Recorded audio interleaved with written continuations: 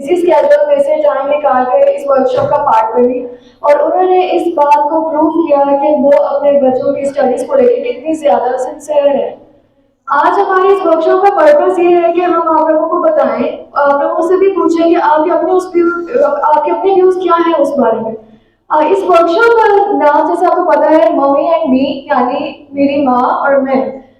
तो इस वर्कशॉप में हम आपको बताएंगे कि इस स्कूल में, जिस स्कूल में रोज आप अपने बच्चों को भेजते हैं, जिस सिस्टम में आप अपने बच्चों को भेजते हैं, वो सिस्टम एक्चुअली है क्या, वहाँ पे स्टडीज का क्या क्राइटेरिया है, वहाँ टीचर्स किस तरह से ट्रेंड वे में आपके बच्चों को पढ़ाती है। सबसे पहले तो मैं आपके साथ एक बहुत फेमस कोटेशन नेपोलियन का है, वो शेयर करना चाहूंगी। Give me an educated mother, I shall promise you the birth of a civilised educated nation. हम ये बात जानते हैं, हमने सुना भी है कि जब एक मर्द पढ़ता है तो इसका मतलब है कि वो सिर्फ एक फर्द पढ़ रहा है, लेकिन जब एक औरत पढ़ी लिखी होती है तो उसका मतलब है उसने पूरी कौम को पढ़ा है।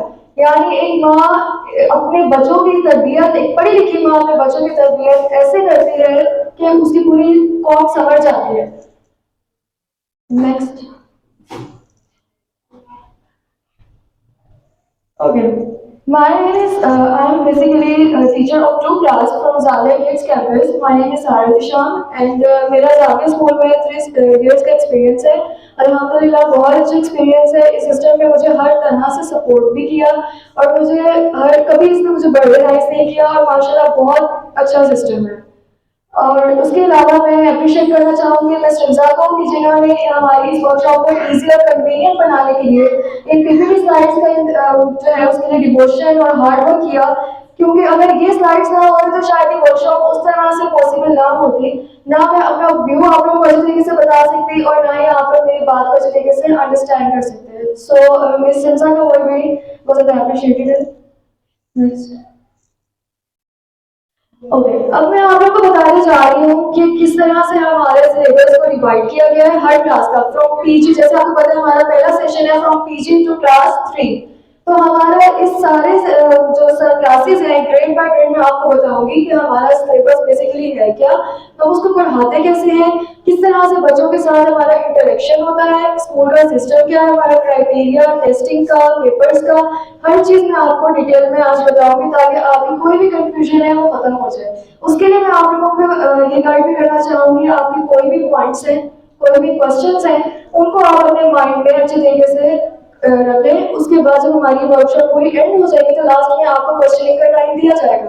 आप क्वेश्चनिंग कर सकते हैं, आपको कुछ समझ नहीं आ रहा आप वो पूछ सकते हैं, आपको उस पूरी वर्कशॉप में जो पॉइंट समझ नहीं आया आप वो भी पूछ सकते हैं। उसके अलावा अगर आपके कोई भी व्यूज है, आप हमसे अपने कोई आइडियाज शेयर करना चाहते हैं तो वो भी आप हमें बता सकते हैं, यू विल बी अप्रिशिएटेड। सबसे पहले हमारे पास आती है class play group. Class play group first है छोटे बच्चे जो बिल्कुल न्यू होते हैं, जिनके ब्रेन माइंड्स बिल्कुल एम्प्टी होते हैं, जिनको हमने फिल करना है। तो अब उसके लिए हमारी टीचर्स बहुत ज्यादा ट्रेन वे में वर्क करती हैं। हमारा सिलेबस होता है एक मैथ की वर्कबुक, इंग्लिश की वर्कबुक, उर्दू की अमली किताब वर्कबुक होगी, एक ड्राइंग की बुक, साथ में हमारे पास इस्लामिक तालीमात की बुक होती है। सबसे पहले जब वो प्ले ग्रुप का बच्चा हमारे पास आता है तो हम उसको पहले दिन वेरी फर्स्ट डे हम उसको रिटर्न वर्क नहीं करवाते, क्योंकि बच्चा जब छोटा होता है उस एज में उसकी इतनी ग्रिप नहीं होती कि वो पेंसिल को पकड़ के लिखना शुरू कर देता है नाते ना कि वो पीछे से। अक्सर ऐसा होता है कि मदर्स पढ़ाती हैं, बेस बनवाती हैं बच्चों की, लेकिन कुछ बच्चे ऐसे भी आते हैं कि जिनकी बेस नहीं बनी हुई होती, तो हम उनको किस तरह से सिखाते हैं। हमारा मेथड ये है कि हम उनको प्रैक्टिकल एक्टिविटीज के थ्रू समझाते हैं। हम कभी भी बच्चे को प्रेशराइज नहीं करते कि आपने फर्स्ट डे आते ही वर्कबुक पकड़ी ली है, पेंसिल पकड़ी ली है, आप उस पर लिखना शुरू कर दो, ड्रेसिंग शुरू कर दो, ऐसा कुछ भी नहीं होता। हम बहुत पहले तो हम उनको 1 वीक 2 वीक, ये जितने भी हर बच्चे की डिफरेंट डिमांड्स होती है ना, वो जितने टाइम में भी एडजस्ट होना चाहे हम उसको स्कूल के सिस्टम के साथ पहले एडजस्ट करते हैं। उसके लिए हम क्या करते हैं, उसकी डिफरेंट एक्टिविटीज होती हैं, फिजिकल एक्टिविटीज होती हैं और भी बहुत सारी मेंटल एक्टिविटीज होती हैं जिसमें बच्चा एंजॉय करे और साथ साथ लर्न भी करे। तो हम लोग वर्क बुक्स का काम पहले दिन से नहीं करवाते, ये पॉइंट बहुत ज्यादा इंपॉर्टेंट है कि हम पहले दिन से वर्क बुक्स पे काम नहीं करवाते। और जो ड्राइंग की बुक है उसमें हम लोग काम ऐसे करवाते हैं कि बच्चे क्रिएटिव वे में वर्क करें। उससे उनकी fine motor skills and gross motor skills की डेवलपमेंट हो। अब फाइन मोटर स्किल्स क्या होती है? फाइन मोटर स्किल्स में आपके बच्चों के हाथों के मूवमेंट, उनके पाँव के मूवमेंट, उनके मसल्स की मूवमेंट, ये चीजें होती हैं। तो उसके लिए हम उनको ड्राइंग की बुक में पेंटिंग करवाते हैं, डिफरेंट उनकी कटिंग पेस्टिंग की एक्टिविटीज होती हैं, इस तरह के काम करवाते हैं। और ग्रॉस मोटर स्किल्स ऐसी होती हैं कि जिनमें बच्चे की फुल बॉडी बैलेंस मूवमेंट होती है, तो उसमें हम बच्चों को रनिंग करवाते हैं, बच्चों के हम डिफरेंट बाइसाइकिलिंग की एक्सरसाइजेस होती हैं वो करवाते हैं, जंपिंग, जिससे बच्चा अपने बॉडी और माइंड की कोऑर्डिनेशन के साथ अपने आप को बैलेंस करना सीखे। इस्लामी तालीमात हमारी बुक है, इसके हमने डिफरेंट पोर्शंस किए हुए हैं, डिफरेंट पोर्शंस होते हैं इस बुक के, और हर पोर्शन में ये होता है कि उसके क्राइटेरिया बने हुए होते हैं। अब पहले स्टेप पे बच्चा आधे साथ ही अहदीस नहीं याद कर लेता, ये पहले आधे ही चारों पांचों छठे कलमे नहीं याद कर लेता, तो हमने उनके मेंटल लेवल को देखते हुए हमने डिवाइड किया है। हम उनको पहले स्टार्टिंग में दुआएं, छोटे छोटे दुआएं, जैसे सोने से पहले की दुआ, फिर आपने खाना खाने से पहले की दुआ, दूध पीने से पहले की दुआ, तो इसलिए भी छोटी छोटी दुआएं सिखाई जाती हैं। फिर उनकी असेंबली में भी खास तौर पे हम इस चीज को बहुत ज्यादा गाइड करते हैं बच्चों को, उनका मतलब कि तरबियती मौजू होता है। जैसे घर में आके बच्चे आप लोगों को बताते भी होंगे कि आज हमें स्कूल में ये अच्छी बात सिखाई गई है, तो वहाँ हम उनको प्रैक्टिकली परफॉर्म भी करवाते हैं कि अगर आज हमने बच्चों को पानी पीना सिखाया कि हमें 3 सांसों में पानी पीना है, तो टीचर की नजर हर उस बच्चे पे होती है कि वो बच्चा 3 सांसों में पानी पी रहा है या नहीं पी रहा। नहीं पी रहा तो उसको गाइड किया जाता है उसी वक्त स्कूल में, यानी 90% बच्चे की नरिशमेंट स्कूल में करवा दी जाती है।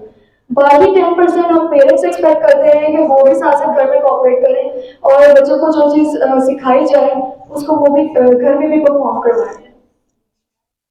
ओके, अब प्ले ग्रुप क्लास में पेपर सिस्टम नहीं होता, एग्जाम्स नहीं होते, इनके फुल ईयर में जस्ट लर्निंग होती है।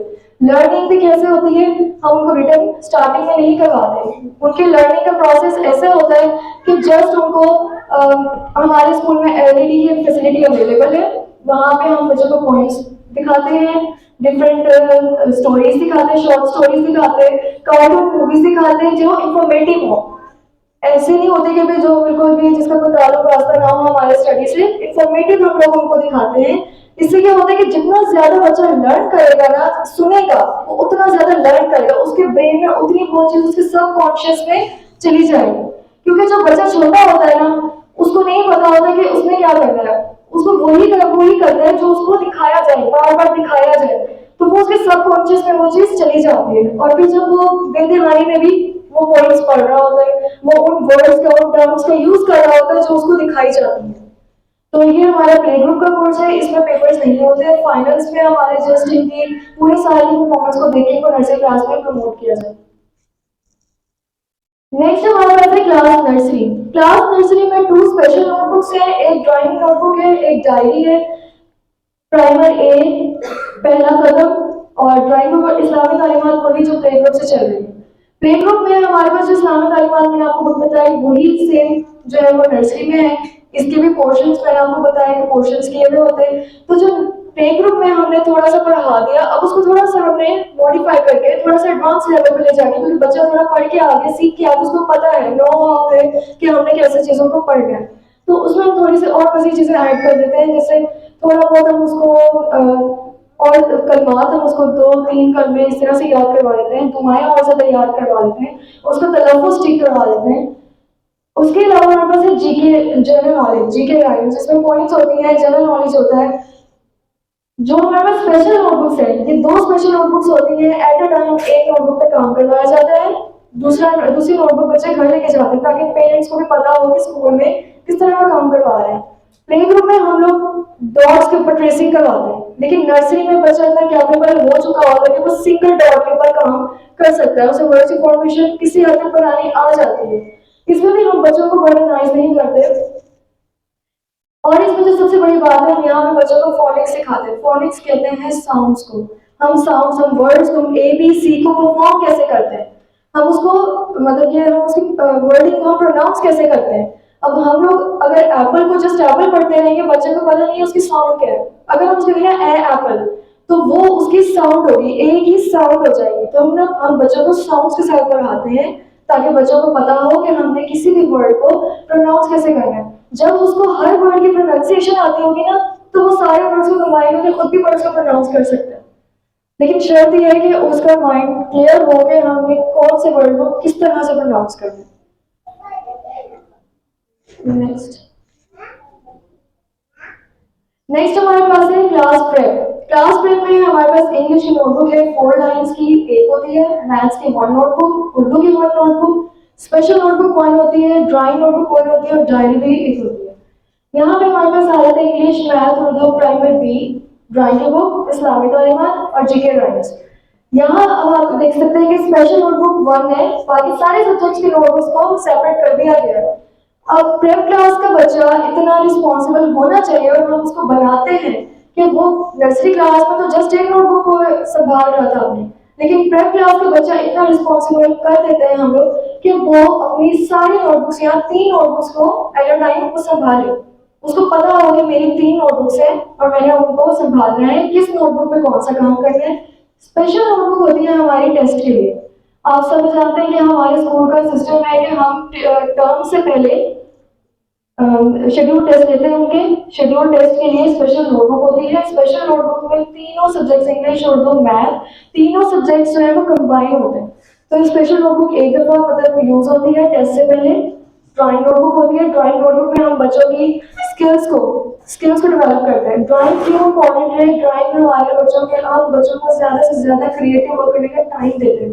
उसकी वजह क्या होती है कि बच्चे पढ़ पढ़ के फेड अप हो चुके होते हैं, तो उनको अपनी भी एक वो अपनी इमेजिनेशन जो अपने माइंड में बनाते हैं उसको भी कहीं एक्सप्रेस करने का मौका देना चाहिए। तो हम वो बहुत ज्यादा उनको मौका देते हैं। जाविया की ड्राइंग बुक्स है हमारी, इसके ऊपर बच्चों की डिफरेंट एक्टिविटीज करवाई जाती हैं जिसमें उनकी बॉडी इन्वॉल्वमेंट तो होती है, उनकी पेंसिल की ग्रिप भी हो चुकी होती है, तो वो खुद भी ड्रॉ करते हैं, टीचर्स भी हेल्प करती है। उसमें वो कलरिंग करते हैं, बच्चों को कलरिंग का बताते हैं, उनके माइंड जो है वो बिल्कुल फ्रेश हो जाते हैं। नेक्स्ट नेक्स्ट हमारे पास है class 1। Basically play group, nursery और प्रेप क्लास का ऑलमोस्ट क्राइटेरिया एक जैसा हो जाता है। आगे जो 1, 2 और 3 क्लास है उनका क्राइटेरिया एक जैसा हो जाता है। क्लास 1 में हमारे पास इंग्लिश नोटबुक है 4 लाइन्स की, एक नोटबुक, उर्दू नोटबुक 3 हो जाती है यहाँ पे, special notebook 1, drawing notebook 1, diary 1 और साथ में मैथ की नोटबुक यहाँ नहीं होती 1 क्लास में। 1 क्लास की मैथ की नोटबुक क्यों नहीं होती? क्योंकि जो काउंट बुक वर्क है, इस ये वर्क बुक यूँ समझिए कि वर्क बुक है, इसी पे हमें क्लास वर्क भी करवाना होता है, इसी पे हम सारा काम करवा देते हैं 1 क्लास का मैथ्स का। उर्दू की नोटबुक 3 कैसे होती है? मेरी दुनिया सब्जेक्ट एमडी, जिसको हम एब्रिविएशन यूज करते हैं एमडी, साथ में हमारे पास आती है इस्लामिया, तरबियती हिसाब और एक उर्दू की मोतिया। ये 3 नोटबुक्स हमारी होती हैं उर्दू की, जिनका रिटर्न वर्क भी जाता है, इनकी रीडिंग होती है। इंग्लिश की जो बुक है, इंग्लिश की बुक में इंग्लिश का क्लास वर्क भी होता है, इंग्लिश का होमवर्क भी होता है। इंग्लिश की बुक में हम फोनिक्स को जरा थोड़ा एडवांस लेवल में बच्चों को सिखाते हैं, ट्रांसलेशन नहीं होती इसमें, जस्ट बच्चों ने रीडिंग करनी होती है। रीडिंग हैबिट को हमने डेवलप करना शुरू किया है। स्टार्टिंग में मैंने आपको बताया हमने उनकी लिसनिंग हैबिट को डेवलप किया प्ले ग्रुप में, फिर उसके बाद हम लोगों ने उनकी स्पीकिंग हैबिट को डेवलप करना है, उसके बाद हमने रीडिंग हैबिट को डेवलप करना है। रीडिंग कैसे होगी? जब ज्यादा से ज्यादा एमडी में बहुत ज्यादा रीडिंग है, एमडी में बेसिक फोकस हमारा रीडिंग पे ही है। जब हमारे पास इंग्लिश है, इंग्लिश की रीडिंग ऐसे करवाई जाती है, बहुत मुश्किल वर्ड्स भी होते हैं, तो हम पहले बुक को बंद करवाते हैं, फिर मुश्किल वर्ड जो उससे हमने 1 पैराग्राफ में 2 पैराग्राफ जितने हमने पढ़ाने हैं उन वर्ड्स को हम बोर्ड पे लिख देते हैं। स्पेलिंग के साथ हम एक वर्ड को 5-10 टाइम्स हर वर्ड को बच्चे से प्रैक्टिस करवाते हैं, जब और साथ हम उनके मीनिंग्स भी बताते हैं। फिर जब बच्चे को प्रोनाउंस करने में आसानी होने लग जाती है, फ्लुएंसी के साथ वो उसे प्रोनाउंस करता है, देन हम बुक बुलवाते हैं और फिर हम उसकी रीडिंग करवाते हैं। रीडिंग भी एक दफा नहीं होती, 5, 6, 7, 10 टाइम्स होती है। नेक्स्ट डे फिर उसको अगला पढ़ाने से पहले पहले पिछला पढ़ाया जाता है, उसके बाद अगला ऐड करके हम उसको कंबाइन करके पढ़ाते हैं। तो इंग्लिश की जो बुक है इसमें भी ऐसे ही होता है, रीडिंग करवाई जाती है। उर्दू की बुक में आपने अगर उर्दू की बुक देखी होगी तो उसमें कलरफुल इलस्ट्रेशंस का यूज किया गया है, यानी द डिफरेंट हरूफ तहज्जी जो हमारे वर्ड्स हैं, लेटर्स हैं, जिनको हम इंग्लिश में लेटर्स कहते हैं, हम उनको डिफरेंट कलर्स के साथ प्रोमिनेंट करके बच्चों को पढ़ाते हैं। जब डिफरेंट प्रोमिनेंट हुए होंगे लेटर्स तो बच्चों को खुद ब खुद आसानी होगी।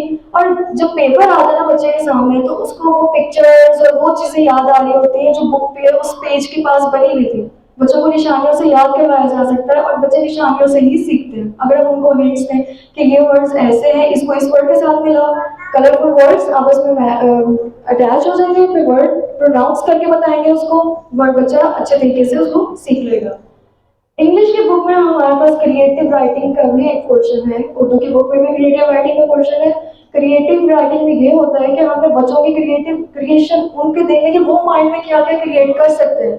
हमारा बच्चा कितना कैपेबल है कि हम उसको अगर कुछ भी दे दें टास्क कि आपने किसी भी चीज़ पे ऐसे लिखना है, माय मदर को लिखना है, तो वो बच्चा किस हद तक सेंटेंस मेकिंग कर सकता है, किस उसके जहन में किस तरह के आइडियाज आते हैं कि ये लाइन भी हो सकती है, ये लाइन भी हो सकती है।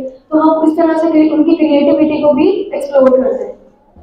तरबियत निसाब हमारे इस्लामियत की बुक है। इस्लामियत की बुक में हम लोगों ने जैसे मैंने आपको पहले बताया कि हमारे सुबह मॉर्निंग मीटिंग्स होती है टीचर्स की। पहले टीचर्स को ट्रेन किया जाता है कि आपके बच्चों को आज कौन सी अच्छी बात बतानी है, उनको किस तरह से गाइड करना है। उसके बाद हर टीचर आकर इसको मॉर्निंग असेंबली में भी बताते हैं, फिर अपनी क्लास में जाके इंडिविजुअली भी टीचर बताती हैं कि आप लोगों ने इस तरह से आपको ये बताया गया है, आप बताइए आपको कितना समझ आ रहा है, आप किस तरह से परफॉर्म पहले आप उस चीज पर अमल कर रहे हैं या नहीं कर रहे। ये चीज भी उनसे पूछी जाती है, फीडबैक उनसे लिया जा रहा है। अगले दिन उनको नया थीम बताने से पहले पिछला पूछा जाता है कि आपने कल वाली जो बात आपको बताई गई है वो आपको कितनी समझ आई, आपने घर में जाके कितने लोगों को बताया, आपने किस किस को गाइड किया कैसे करना चाहिए। तो इससे भी बच्चों में बहुत ज्यादा पॉजिटिव रिस्पॉन्स आता है। जी, ड्राइंग की बुक वही और वही पर्पज है इसका, बच्चों की क्रिएशन को डेवलप करना, बच्चों की फाइन मोटर स्किल्स और ग्रॉस मोटर स्किल्स को डेवलप करना, उनकी क्रिएशन। उनको अगर हम ज़्यादा से ज़्यादा टाइम ईजी और रिलैक्स होने का देंगे ना, तभी वो अपनी पढ़ाई में अच्छे तरीके से परफॉर्म करें। मैं पर्सनली खुद अपनी क्लास में बच्चों को टेस्ट रिवाइज करवा दिया, क्लास में करवा दिया, तो उसके बाद उनको टाइम देती हूँ कि आपका जो दिल करता है अपने कोर्स की ड्राइंग से हट के आपको जो अच्छा लगता है आप ड्रॉ करो, कलर करो, पेंट करो। तो फिर बच्चों के ऐसे क्रिएशंस ऐसे ऐसे देखने को मिलते हैं कि हम भी हैरान रह जाते हैं कि बच्चे इतने अच्छे लेवल पे, इतने छोटे बच्चे भी इतने अच्छे लेवल पे ड्राइंग कर सकते हैं अगर उनको मौका दिया जाए। और इसी तरह से बच्चों की टैलेंट्स का भी पता चलता है जो अक्सर हमारे कंट्री में हिडन ही रह जाते हैं। कुछ बच्चों के हिडन टैलेंट्स होते हैं कि वो क्रिएशन बहुत अच्छी कर रहे हैं, उनकी बहुत क्रिएटिविटी होती है, लेकिन क्योंकि उनको अपॉर्चुनिटीज नहीं मिलती तो वो उनके वो जो टैलेंट होता है उनका हिडन ही रह जाता है। उनको कभी, और यही मौका यही टाइम है कि जब हम बच्चों को क्रिएशन का, उनके टैलेंट को उभारने का मौका उनको दे सकते हैं। नेक्स्ट नेक्स्ट हमारे पास है क्लास टू और क्लास वन का सिलेबस सेम है ऑलमोस्ट। उर्दू की गेंदा बुक है, मेरी दुनिया में एमडी आ जाती है। MD basically is a general knowledge subject. इसमें आपको हर किस्म का जनरल नॉलेज मिलेगा, साइंस से रिलेटेड, सोशल स्टडीज से रिलेटेड, आपके मोरल वैल्यूज से रिलेटेड, आपको इस तरह की चीज़ें मिलेंगी। इंग्लिश वही चीज़ आ गई जैसे कि क्लास वन में है, थोड़े एडवांस लेवल पे है। क्रिएटिव राइटिंग का जो स्पैन है वो एक्सपेंड हो जाता है, उसको बढ़ा देते हैं। तो ये इस तरह से हमारी रीडिंग यहाँ पे भी वैसे ही करवाई जाती है। वर्ड बाय वर्ड रीडिंग करवाते हैं, फिर उसके बाद पहले वर्ड बाय वर्ड उनको हम सिखाते हैं, मीनिंग बताते हैं, स्पेलिंग्स के साथ स्पेलिंग्स याद करवाते हैं। उसके बाद बुक खोल के फिर रीडिंग करवाई जाती है। पहले स्टार्टिंग में ही रीडिंग नहीं करवाई जाती। देन हमारे पास मैथ की काउंटर की बुक, यहाँ पे हमारे पास वन क्लास में मैथ की नोटबुक नहीं है, लेकिन टू क्लास में मैथ्स की नोटबुक है। इसमें हम लोग क्लास वर्क नोटबुक पे भी करवाते हैं, होमवर्क भी ज़्यादा है, तो इसलिए मैथ्स की भी एक नोटबुक है। तरबियत के साथ बिल्कुल वैसे जैसे क्लास वन में इस्लामियात की बुक है, बहुत सारी चीज़ें बताई जाती हैं बच्चों को। इस्लाम से रिलेटेड हमारा फोकस जस्ट स्टडीज पे नहीं है, नॉर्मल स्टडीज पे नहीं है, हमारा फोकस हमारे मजहब इस्लाम की तरफ भी है। हम बच्चों को इस्लाम से भी रिलेटेड चीजें बताते हैं और हम बच्चों को उस पर अमल करने की भी ताकीद करते हैं, बार बार करते हैं, दिन में कई दफा करते हैं। और टीचर ये नहीं कि उसने सुबह मॉर्निंग में बता दिया खत्म, अगली टीचर आएगी वो भी लाजमी उससे रिलेटेड कुछ ना कुछ बताती है। बोर्ड पे हम लोगों ने साइड पे लिखे हुए होते हैं जो हम लोग हदीस कुछ भी हम बच्चों को समझाते हैं वो बोर्ड पे लिखते हैं, ताकि पूरा दिन बच्चा उसको पढ़ता रहे। पढ़ता, मैंने आपको वही बात बताई कि जब बच्चे को बार बार एक चीज दिखाई जाएगी, बताई जाएगी ना, उसके सबकॉन्शियस में बैठ जाएगी, फिर वो ना चाहते हुए भी आने टेंशन भी हो जाएगा, वो चीज करता रहेगा, उस पर अमल करता रहेगा, वो बोलता रहेगा। तो इस तरह से तरबियत के साथ देन हमारे पास ड्राइंग की बुक है। ड्राइंग की बुक में वैसे ही हम उनकी क्रिएशन और उनकी क्रिएटिविटी और इस चीज़ की तरफ फोकस करते हैं।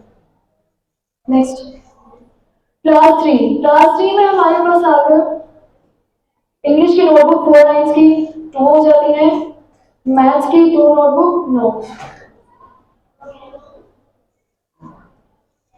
उर्दू की नोटबुक है, देन हमारे पास ड्राइंग नोटबुक, डायरी। अच्छा, अब मैं एक बात आपको बता दूं कि क्लास 1, क्लास 2 एंड क्लास 3 इनमें स्पेशल नोटबुक्स और क्लास प्रेप भी, इनमें स्पेशल नोटबुक्स जस्ट टेस्टिंग के टाइम यूज होती है। इनमें स्पेशल नोटबुक्स पे और काम नहीं करवाया जाता, जस्ट वो टेस्ट से पहले, शेड्यूल टेस्ट से पहले उन नोटबुक्स को यूज किया जाता है और बच्चे ताकि अपने जो जिन नोटबुक्स से वो अपने टर्म्स का काम कर रहे हैं वो नोटबुक्स उनको कहते हैं कि आप लोग अपने घरों में रखें जितना टाइम आपका टेस्ट चल रहा है, ताकि वो उस नोटबुक पे टेस्ट करते वक्त ये ना हो बाद में कहीं हमारी नोटबुक हो गई या मिसप्लेस हो गई या उस पर तो पेजेस खत्म हो गए, तो इसलिए हम उनकी क्लास वर्क की नोटबुक से अलग रखते हैं, टेस्टिंग की नोटबुक अलग रखते हैं। तो ये हमारे पास बिल्कुल वैसी चीजें आ गई है, मैथ की बुक होती है, साथ ही नोटबुक, होमवर्क जाता है इसका, उर्दू, एमडी, इंग्लिश, ये है कि ग्रेड पैटर्न से थोड़ी एडवांस होती जाती है चीजें हर बुक में, बाकी सब कुछ वैसा ही है, पैटर्न सेम है। और हमारी जो टर्म्स हैं, प्ले ग्रुप में मैंने बताया एग्जाम्स नहीं होते, उनके पूरे साल के परफॉर्मेंस की बेस पर उनको नर्सरी क्लास में प्रमोट किया जाता है।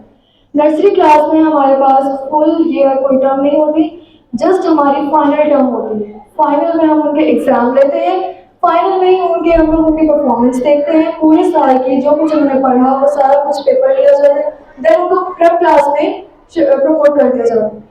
प्रेप क्लास से लेकर 3 क्लास तक हमारा जो सेशन है उसमें मैं ये बताऊंगी कि हमारी टर्म्स होती है, 3 टर्म्स में हमारा फुल सिलेबस इक्वली डिवाइड किया जाता है और हर टर्म में उनके एग्जाम्स होते हैं, उससे पहले उनके शेड्यूल टेस्ट होते हैं, फिर जब वो शेड्यूल टेस्ट देते हैं, एग्जाम्स देते हैं, फिर उसके बाद हमारी फाइनल टर्म होती है। एक और बात, हमारे समर टास्क के नंबर, समर टास्क के 20 मार्क्स होते हैं जो कि लास्ट में हमारे फाइनल टर्म में ऐड होते हैं, जिसकी वजह से बच्चे की पोजीशन पे बहुत असर पड़ता है। अगर आप उस समर टास्क को बहुत ज़्यादा हार्ड वर्क के साथ करवाएं, बच्चे में भी ये चीज़ डेवलप करें कि आपने समर टास्क करना है, जितना आपको दिया आपने करना है, उसके मार्क्स होंगे, डेट के मार्क्स होंगे, डेकोरेशन के मार्क्स होंगे, जो आपने रिटर्न लिखा है उसके मार्क्स होंगे, तो वो जो सारी चीज़ें होती हैं ना वो 20 मार्क्स आपके बहुत मैटर करते हैं और ये 20 मार्क्स तो आपके अपने हाथ में होते हैं। अगर आप उन बच्चों को करवा दें तो वो उनके 20 मार्क्स बुक हो जाते हैं, अगर नहीं तो फिर ज़ाहिर नंबर कटेंगे, फाइनल में जब उनके मार्क्स वो ऐड नहीं हो सकेंगे, उनकी पोजीशन पे फिर असर पड़ता है।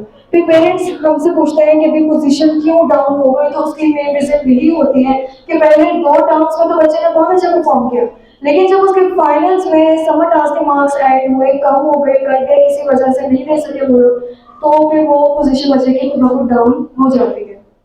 तो ये था हमारा जाविया सिस्टम का पढ़ाने 3 class, from class PG to two class 3, ये हमारा सारा क्राइटेरिया था कि हमने बच्चों को किस तरह से पढ़ाना है, पढ़ाते हैं और किस तरह से हम लोग आपसे एक्सपेक्ट करते हैं कि आप लोग भी हमारे साथ कोऑपरेट करें। नेक्स्ट हमारे पास बहुत एक इम्पॉर्टेंट पॉइंट है कि जब भी नया सेशन स्टार्ट होता है बच्चों का तो नोटबुक्स आती हैं, डायरीज आती हैं विदाउट नेम, ये हमारा प्रोफाइल पेज होता है नोटबुक का भी, सारी नोटबुक्स का और डायरीज का भी।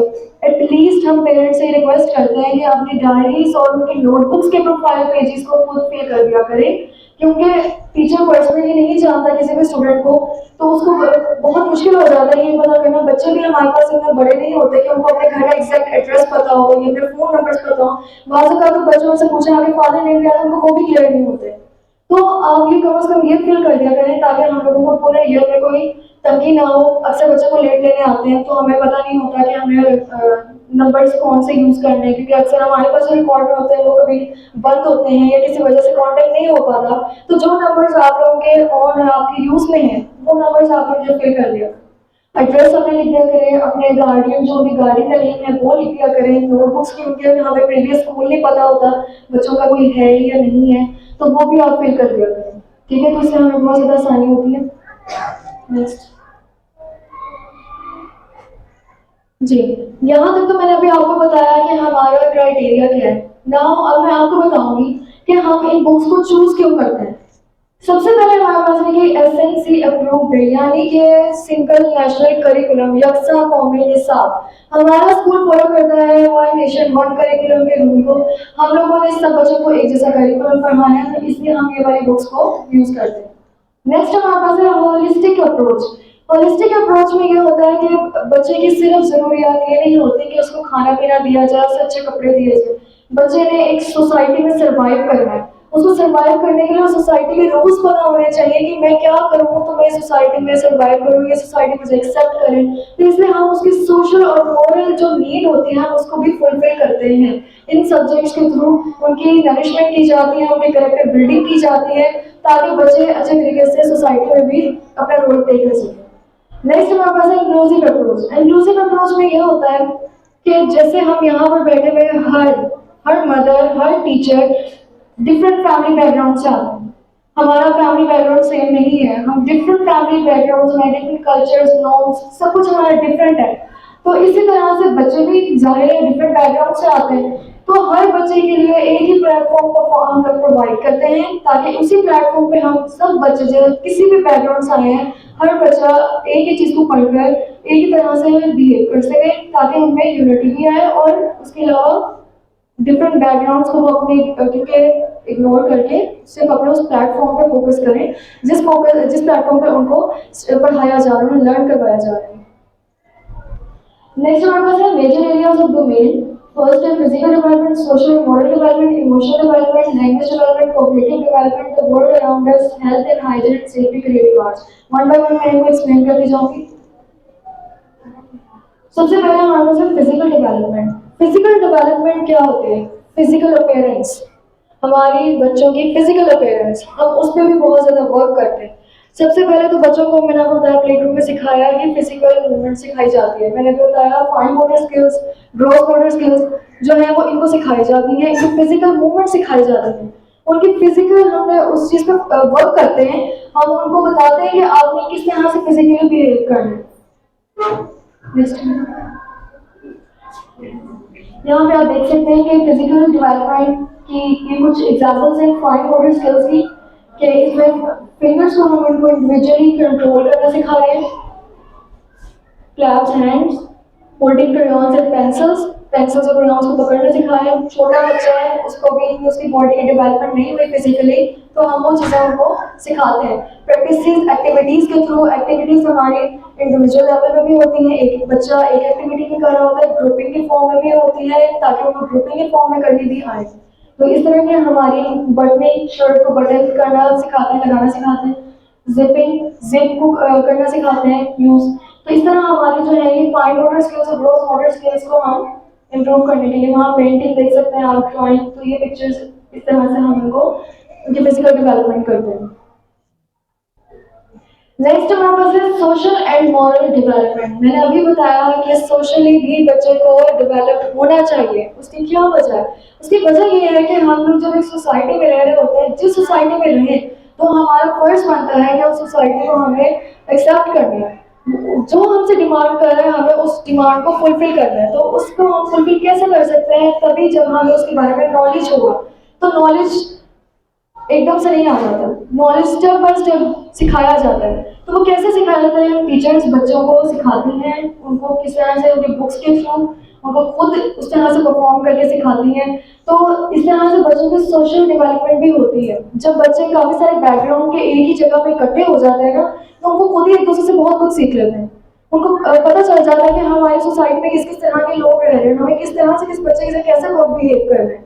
इस तरह से जो उनकी सोशल डेवलपमेंट भी होती है। मॉरल डेवलपमेंट में हमारे जो हमारा कोर्स है उसमें बहुत सारी ऐसी स्टोरीज बताई गई हैं जो टीचर्स, हमारा कोर्स टीचर्स भी अपने व्यूज शेयर करती हैं बच्चों के साथ कि आपने मॉरली कैसे बिहेव करना है, एक अच्छे सिटीजन के तौर पर, एक अच्छे बच्चे के तौर पर आपने किस तरह से परफॉर्म करना है हर इन्वायरमेंट में। उनको डिफरेंट इन्वायरमेंट्स दिए जाते हैं, इन्वायरमेंट्स के थ्रू समझाया जाता है।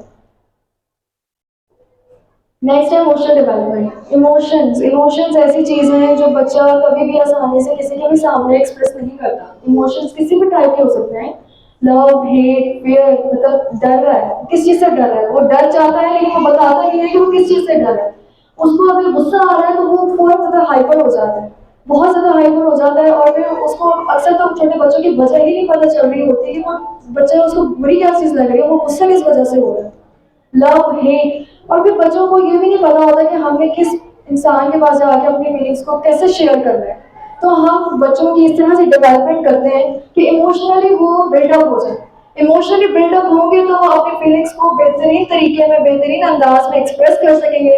और अगर वो एक्सप्रेस कर सकेंगे तो हमें भी पता चलेगा कि उनको कौन कौन सी प्रॉब्लम जो है वो पेश है, कौन कौन सी प्रॉब्लम्स वो उनको फेस करनी पड़ती है, वो बच्चा क्या सोच रहा है, वो क्या करना चाह रहा है, वो किस तरह से बात कर रहा है। तो वो सारी चीजें उनकी कहाँ से हमें पता चलती है, उनकी इमोशनल डेवलपमेंट। तो टीचर इतना ज्यादा ट्रेन वे में बच्चे को ट्रेन करता है, उसको बहुत ज्यादा जो है वो करता है कि इजी एनवायरनमेंट प्रोवाइड किया जाए ताकि ज्यादा से ज्यादा वो अपने फीलिंग्स को, अपने इमोशंस को जो है एक्सप्रेस कर सके।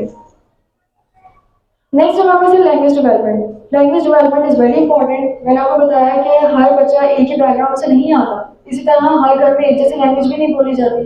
तो जब वो एक प्लेटफॉर्म पे आ गया तो वहां पर, जब वहाँ प्लेटफॉर्म एक है, हर चीज एक है, करिकुलम एक है, तो लैंग्वेज भी एक होनी चाहिए। लैंग्वेज एक होगी तो वहाँ पे बैठा हर बच्चा हर चीज को अच्छे तरीके से समझ सकेगा। हमारा करिकुलम ऐसे डिजाइन किया गया है कि उसमें हर बच्चा अच्छे तरीके से उसको अंडरस्टैंड कर सके। टीचर उसको अच्छे तरीके से समझाती है, फिर वो उसको अंडरस्टैंड करने के बाद उसको पता होता है कि मैंने बोलना कैसे है। टीचर उसको बोलना सिखाती है कि आपने बड़े के सामने कैसे बोलना है, आपने छोटे के सामने कैसे बोलना है, आगे टीचर के सामने कैसे बोलना है। हमारे अगर उर्दू की बुक्स में देखें मॉडल टू क्लास में, तो बहुत सारी ऐसी स्टोरीज दी गई हैं कि जिनमें इन्वायरमेंट, डिफरेंट इन्वायरमेंट्स प्रोवाइड किए गए। उन इन्वायरमेंट्स में ये है कि अब एक स्टोरी है तो क्लास में मैं आपको एग्जांपल दूं कि उसमें बच्चों का टीवी खराब हो जाता है। वो अपने फादर से कहते हैं कि हमें ये टीवी क्यों खराब हो गया। तो वो फिर फादर उनको कहते हैं कि ये यार ठीक हो गया आएगा लेकिन नेक्स्ट वीक तक। तो बच्चे हमारे अगर नॉर्मली यहाँ बात की जाए इन्वायरमेंट की, तो बच्चे फौरन हाइपर हो जाते हैं, वो बदतमीजी करना शुरू कर देते हैं कि क्यों हमें अभी ठीक करते तुम वो। तो लेकिन उस बुक में स्टोरी के तौर पर ये बताया गया, ये मैसेज कन्वे किया गया है कि आप उसका ऑल्टरनेट कुछ ढूंढ लो। वो बच्चे कहते हैं कि चले हम अपने डॉल्स के साथ खेल लेते हैं, हम कलरिंग कर लेते हैं। तो इस तरह से भी बच्चों की हम डेवलपमेंट करते हैं। लैंग्वेज डेवलपमेंट, बच्चों के लिए हमने लैंग्वेज स्किल्स पे भी हम फोकस करते हैं ताकि बच्चों को पता हो कि उसने कब, कैसे, कहाँ बोलना है, क्या बोलना है।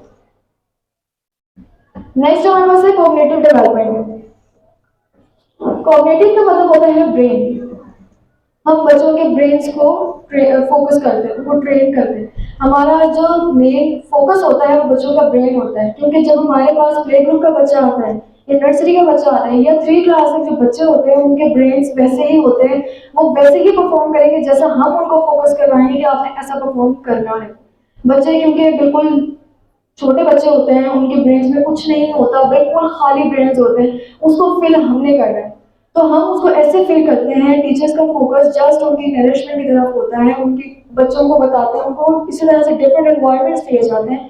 बच्चे चीज़ों को देखते हैं, उन पर गौर करते हैं, उनकी क्रिटिकल थिंकिंग को इंक्रीज करते हैं। उनकी जो क्रिटिकल थिंकिंग इंक्रीज होगी, वो हर चीज़ को देखेंगे, एक्सप्लोर करने की कोशिश करेंगे।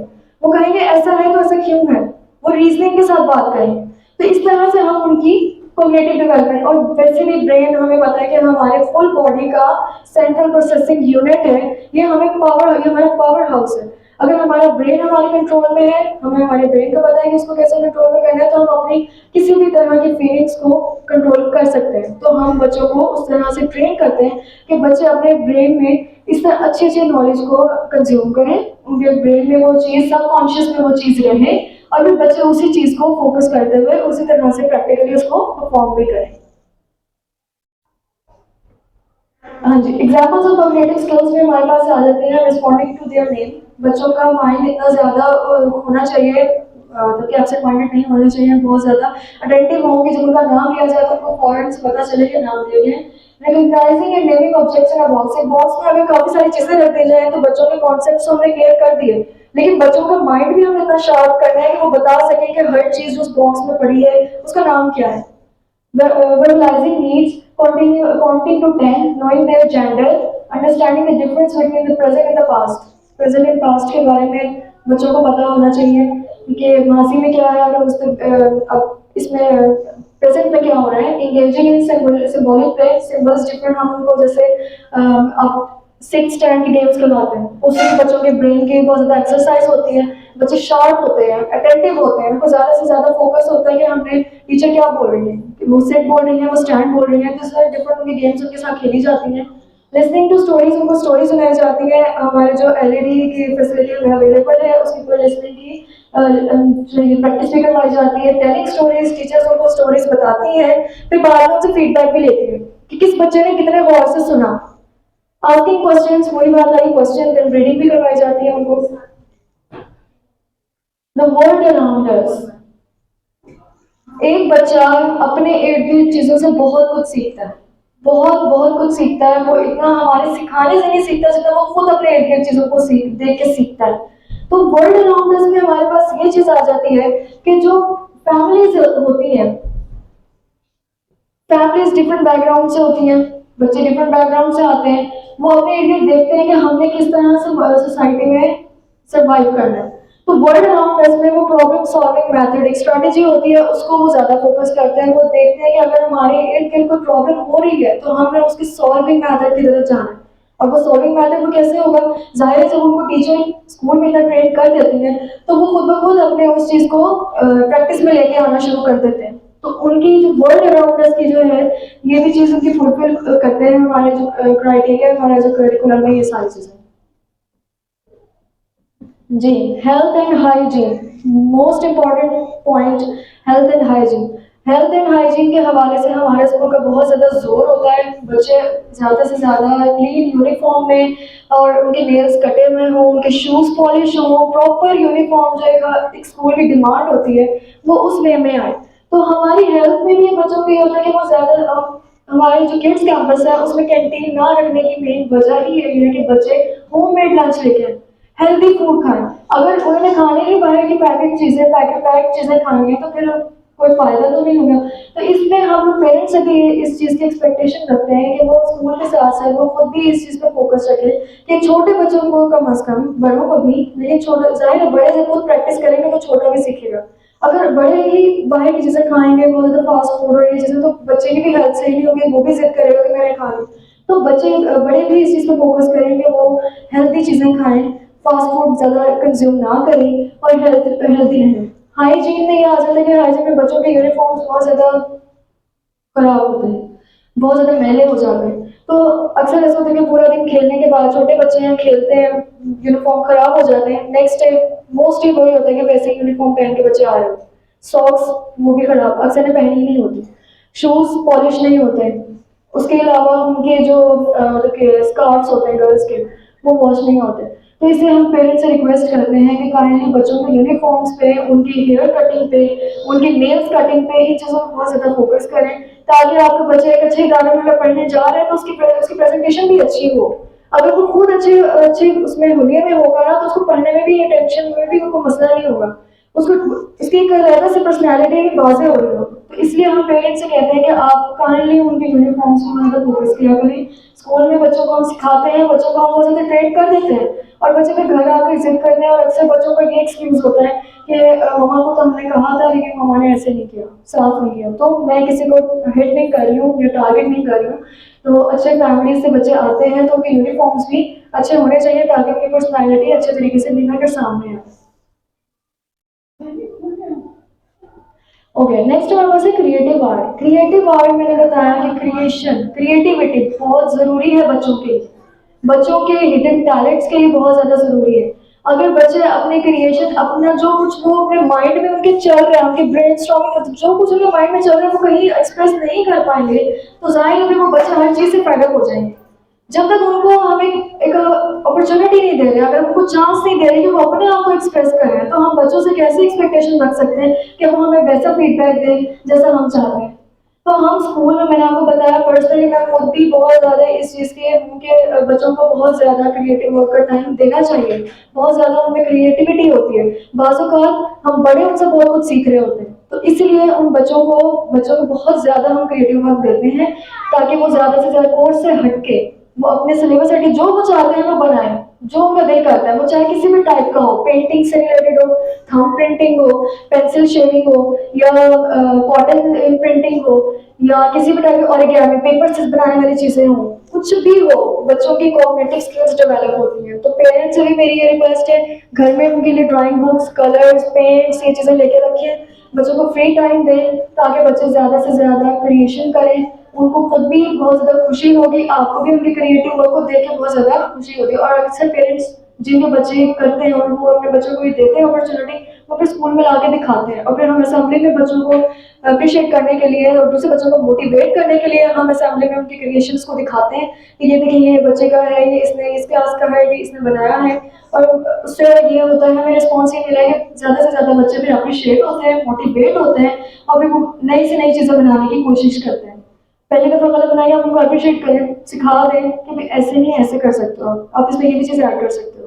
तो इस तरह से बच्चों को बहुत ज़्यादा मोटिवेशन डेवलप होती है। कॉम्पिटेंसेस, ये डिफरेंट कॉम्पिटेंसेस दी गई हैं जो हमारे कोर्स से रिलेटेड होती है। कॉम्पिटेंसी का मतलब होता है काबिलियत।